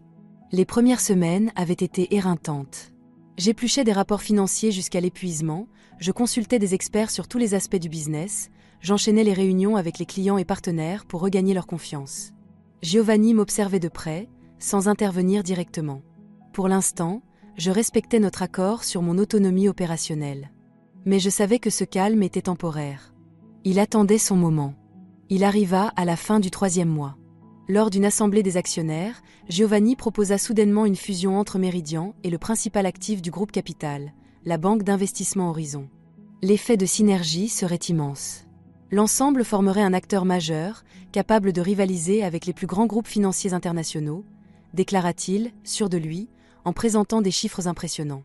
Je l'écoutais attentivement, analysant chaque mot. L'idée semblait séduisante au premier abord. Mais je connaissais maintenant assez bien les méthodes de Giovanni pour comprendre que c'était une nouvelle étape de sa stratégie. Une fusion entraînerait l'affaiblissement progressif de mon pouvoir, l'éviction de mon équipe, et à terme, la perte totale de l'indépendance de Méridian. C'est une proposition intéressante, mais j'ai besoin de temps pour l'étudier en détail. Ce genre de décision ne se prend pas à la légère, dis-je une fois sa présentation terminée. Évidemment. Je propose qu'on en reparle dans une semaine. D'ici là, les analystes auront le temps de tout évaluer, répondit Giovanni avec un sourire qui n'atteignait pas ses yeux. Après la réunion, il me retint. Anna, accepteriez-vous un dîner ce soir ? Il y a certaines choses qu'il vaudrait mieux discuter dans un cadre plus détendu. J'acceptai, consciente que ce ne serait pas qu'un simple dîner. Giovanni choisit un restaurant perché au sommet d'un gratte-ciel, avec vue panoramique sur la ville illuminée et des prix à faire tourner la tête autant que la hauteur. Vous êtes resplendissante. Ce poste vous va à merveille, lança-t-il en s'installant face à moi, près de la baie vitrée. Merci, même si j'ai très peu de temps pour moi, répondis-je, poli. C'est temporaire. Bientôt, tout se stabilisera. Surtout si nous fusionnons nos entreprises. Horizon a une excellente équipe de direction. Ils prendront en charge la plupart des tâches opérationnelles, m'assura-t-il. Voilà donc le véritable but de ce dîner. Il voulait me convaincre d'approuver la fusion. Je dois vous avouer que j'ai des doutes. Méridian vient à peine de sortir de la crise. Une fusion avec une autre structure à ce stade représente à mon avis plus de risques que d'avantages, dis-je franchement, sans détour. Giovanni but une gorgée de vin. Je comprends vos craintes. Mais croyez en mon expérience. Parfois, il faut savoir prendre des risques pour franchir un vrai cap. Il se pencha vers moi. Et puis, cela vous ouvrirait aussi de nouvelles perspectives. Lesquelles ? Demandai-je, sur mes gardes. Une fois la fusion réalisée, un holding de plusieurs milliards d'euros sera créé. Quelqu'un devra le diriger. Et je vous vois parfaitement à ce poste, Anna, expliqua-t-il. J'ai failli m'étrangler avec mon vin. Moi? À la tête d'un groupe fusionné? Exactement. Il sourit, satisfait de mon étonnement. Vous avez prouvé que vous saviez prendre des décisions difficiles et sortir une entreprise de la crise. Ce sont précisément les qualités nécessaires en ce moment. L'offre était alléchante: statut, pouvoir, moyens financiers. Des choses dont je n'aurais même pas rêvé 6 mois plus tôt. Mais mon instinct me criait que c'était un piège. Giovanni n'était pas du genre à partager le pouvoir. C'est intéressant, mais j'ai besoin de temps pour y réfléchir, répondis-je prudemment. Bien sûr. Pesez le pour et le contre. Mais ne tardez pas. Dans le monde des affaires, l'hésitation est souvent synonyme d'échec, dit-il en se reculant sur sa chaise. Après le dîner, je ne rentrais pas chez moi. J'allais directement au bureau, j'avais besoin de vérifier certains documents. Le bâtiment était désert et silencieux, à part le gardien à l'entrée et quelques écrans encore allumés dans l'open space. Dans mon bureau, je sortis un dossier sur la situation financière de la banque d'investissement Horizon. Les chiffres officiels étaient impressionnants. Croissance stable, portefeuille d'actifs diversifié, risques minimisés. Mais quelque chose me gênait. Je repensais à ce qu'Isabella m'avait dit et aux documents qu'elle m'avait confiés. Il y était question de montages financiers douteux, pas seulement chez Meridian, mais aussi dans d'autres entreprises. Et si Horizon faisait partie de ces schémas? J'ouvris le coffre, pris la clé USB d'Isabella et commençai à comparer les données. Plus j'analysais, plus les choses devenaient claires. Horizon n'était pas aussi irréprochable qu'il n'y paraissait. J'y retrouvais les mêmes sociétés offshore utilisées pour faire sortir de l'argent de Meridian. Sauf qu'ici, les montants étaient bien plus importants. Il semblait que Giovanni utilisait Horizon comme un outil dans ses manipulations financières. Et maintenant, il voulait fusionner avec Meridian pour effacer les traces et accéder à de nouveaux actifs. Je me laissais tomber dans mon fauteuil, en tentant de digérer l'information. Que faire? Refuser la fusion de front? Il risquait alors d'utiliser sa majorité pour me remplacer. Accepter et devenir complice de ces magouilles? Inenvisageable. Je n'avais pas exposé France et Maximilian pour me salir à mon tour. Soudain, un plan me vint en tête. Audacieux, risqué, limite dangereux. Mais s'il fonctionnait, je pourrais sauver l'indépendance de Meridian et mettre fin aux combines de Giovanni. Le lendemain, je contactai Thomas Lébé, l'enquêteur chargé du dossier sur les irrégularités financières chez Meridian. « Il faut que je vous voie. J'ai des informations qui pourraient vous intéresser, » lui dis-je sans détour. « De quoi s'agit-il » demanda-t-il, sur la défensive. « Du véritable cerveau derrière les détournements chez Meridian. Et pas seulement là. Il s'agit de Giovanni Rossi, marquai-je une pause. Nous nous retrouvâmes dans un petit café discret, en périphérie de la ville. Je lui remis des copies de tous les documents, lui exposai mes soupçons sur Horizon et sur la proposition de fusion. C'est intéressant, mais ça ne suffit pas pour ouvrir une enquête sur quelqu'un comme Rossi. Il faut des preuves concrètes de son implication directe, dit Thomas en examinant les documents. Je comprends. J'ai une idée pour les obtenir, mais j'aurai besoin de votre aide, acquiesçai-je. Nous avons discuté pendant près de 2 heures, affinant les détails du plan. En quittant le café, j'étais tendu, mais résolu. Je savais que je faisais le bon choix pour moi, pour l'entreprise, et pour toutes les personnes que Giovanni aurait pu manipuler à l'avenir. Une semaine plus tard, une nouvelle assemblée des actionnaires de Meridian fut convoquée. Giovanni semblait certain que j'allais appuyer la fusion. Notre dîner l'avait convaincu. « Alors, Anna, quelle est votre position concernant la fusion avec Horizon » demanda-t-il, le sourire aux lèvres. Je me levai, regardai autour de moi. Après une analyse approfondie, j'ai conclu que la fusion, dans sa forme actuelle, ne va pas dans l'intérêt de Meridian. En outre, j'ai de sérieux doutes sur la santé financière de la banque Horizon. Le sourire de Giovanni disparut instantanément. « De quoi parlez-vous ? Horizon est l'un des établissements les plus solides du marché. » En apparence, oui. Mais une analyse plus poussée révèle des flux financiers suspects, des structures offshore, des transactions douteuses, répondis-je. Je distribuai à tous les présents des dossiers. Voici les résultats d'un audit indépendant que nous avons mené cette semaine. Giovanni devint pâle en feuilletant le rapport. C'est de la calomnie. Une provocation. Je vais porter plainte pour diffamation. Vous en avez le droit. Mais les faits sont là. Et ils montrent que la situation financière d'Horizon. Comment sais-je ? C'est alors que les portes s'ouvrirent brusquement. Des enquêteurs, menés par Thomas Lébé, firent irruption. Giovanni Rossi, vous devez nous suivre. Vous êtes convoqué pour témoigner dans le cadre d'une enquête sur des fraudes financières impliquant Méridian et Horizon, annonça Thomas d'un ton officiel. C'est une blague. Vous n'avez pas le droit. Vous n'avez aucune preuve. S'écria Giovanni. Nous en avons, monsieur. Veuillez nous suivre, répondit calmement Thomas. Giovanni me lança un regard rempli de haine. Vous le regretterez, Anna. Je vous le jure, vous allez le payer très cher. Peut-être. Mais je préfère regretter une bonne action que vivre avec les conséquences d'une mauvaise, répliquai-je. Quand il fut emmené, un silence de plomb s'abattit sur la salle. Le premier à réagir fut Paolo. Anna, que se passe-t-il? Vous réalisez que vous venez de faire capoter un accord qui aurait pu sauver l'entreprise? Au contraire. Je viens de la sauver d'un accord qui aurait pu la détruire, répliquai-je. Je balayai la salle du regard, croisant les yeux stupéfaits des actionnaires. Giovanni n'était pas le sauveur qu'il prétendait être. C'était un marionnettiste. Il a manipulé France, Isabella et Maximilian pour qu'ils fassent sortir de l'argent de l'entreprise via ses propres structures. Mais pourquoi? Il a pourtant investi une somme importante dans l'achat des actions de Méridian, s'étonna l'un des actionnaires. Parce qu'il comptait en récupérer bien plus encore grâce à la fusion avec Horizon. Cette banque est au bord de la faillite à cause de ses manœuvres. En fusionnant avec Méridian, il aurait pu cacher la vérité et utiliser nos actifs pour combler les trous financiers, expliquai-je. Je continuai à exposer en détail le schéma que j'avais découvert grâce aux documents d'Isabella et à ma propre enquête. Peu à peu, les actionnaires commencèrent à comprendre à quel désastre l'entreprise venait d'échapper. Et maintenant, les parts de Rossi vont être saisies? L'entreprise va de nouveau rester bloquée? Demanda Paolo une fois mon récit terminé. Pas forcément. J'ai un plan, répondis-je avec un sourire. Dans les semaines qui suivirent, nous organisâmes une assemblée extraordinaire durant laquelle il fut décidé que les parts de Giovanni seraient rachetées par un fonds spécialement créé à cet effet. Les fonds furent apportés par plusieurs investisseurs que j'avais convaincus grâce à mes nouveaux contacts dans le monde des affaires. L'un de ces investisseurs, à la surprise générale, fut mon ex-mari France. Oui, France. Après l'arrestation de Giovanni, il fut prouvé que ce dernier était bien le cerveau de toute l'opération. France et Isabella n'étaient que des pions dans son jeu, même s'ils n'étaient pas innocents. Cela joua en leur faveur. Ils reçurent des peines avec sursis et de lourdes amendes, mais échappèrent à la prison. France me contacta dès sa libération. « Anna, je veux t'aider.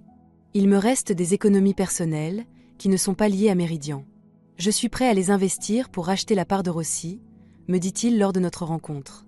Pourquoi? Demandai-je, le regard fixé sur lui, cherchant à comprendre ses réelles intentions. Parce que je veux réparer au moins une partie de ce que j'ai fait. Et parce que je suis fière de toi. De la façon dont tu as traversé tout ça. De la femme forte que tu es devenue, répondit-il, sincère. J'acceptais son offre, non par sentiment, mais parce que c'était avantageux pour l'entreprise. France devint actionnaire minoritaire, sans aucun droit de gestion. C'était un compromis équitable. Isabella tenta aussi de me contacter, mais je refusai de la voir. Son témoignage avait permis de faire tomber Giovanni, et je lui en étais reconnaissante. Mais certaines blessures sont trop profondes pour être effacées si facilement. 1 an s'était écoulé depuis le soir où j'avais publiquement dévoilé les actes de France lors de la fête de l'entreprise. Une année qui avait bouleversé ma vie. De femme du patron, j'étais devenue une dirigeante respectée, une femme capable de prendre des décisions difficiles et de défendre ses principes. L'entreprise Méridian non seulement avait survécu, mais elle en était ressortie plus forte. Nous avions revu notre stratégie, misant sur des investissements éthiques et la transparence maximale. Cela attira de nouveaux clients et partenaires en quête de fiabilité et de responsabilité sociale. Le fonds des employés, que j'avais créé, était devenu un pilier de notre culture d'entreprise. Chaque salarié se sentait plus qu'un simple employé, un véritable copropriétaire, impliqué dans la réussite de la société. Ma vie personnelle aussi avait changé. J'avais acheté un nouvel appartement spacieux, lumineux, décoré à mon goût. Je consacrais plus de temps à moi-même. Sport, voyage, développement personnel. De nouvelles amitiés étaient nées sincères, basées sur ce que j'étais, et non sur mon statut d'épouse d'un homme influ. Était-ce parfois solitaire? Oui. Mais c'était une solitude saine, pas de l'isolement, de l'indépendance. Je savais que je pouvais changer ça à tout moment si je le voulais, mais pour l'instant, je savourais cette liberté de faire mes choix selon mes envies et mes convictions. Un soir, en feuilletant de vieilles photos, je tombais sur un cliché de mon mariage avec France. Une jeune femme rayonnante en robe blanche regardait l'objectif avec espoir et amour. À ses côtés, un homme séduisant, sûr de lui entourait la taille. Je fixais longuement cette fille, essayant d'y reconnaître celle que j'étais devenue. Et je n'y arrivais pas. C'était une autre personne naïve, confiante, prête à s'effacer pour une relation, à se perdre pour l'autre. Merci, France, pensai-je soudain avec gratitude.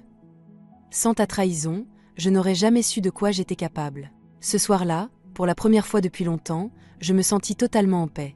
Le passé ne m'alourdissait plus, l'avenir ne m'effrayait pas. J'étais là, dans le présent forte, libre, prête à accueillir les défis et les opportunités. La vie continuait. Et c'était ma vie, celle que j'avais choisi de construire. Voilà mon histoire, mes chers amis. Parfois, ce sont les trahisons les plus douloureuses qui nous ouvrent la voie vers un avenir meilleur. Le plus important, c'est de ne pas flancher, de ne pas baisser les bras et de transformer la crise en tremplin. Merci d'avoir écouté jusqu'au bout. N'oubliez pas de liker, de vous abonner à la chaîne et de partager en commentaire ce que vous en pensez. Prenez soin de vous et surtout, croyez toujours en vous.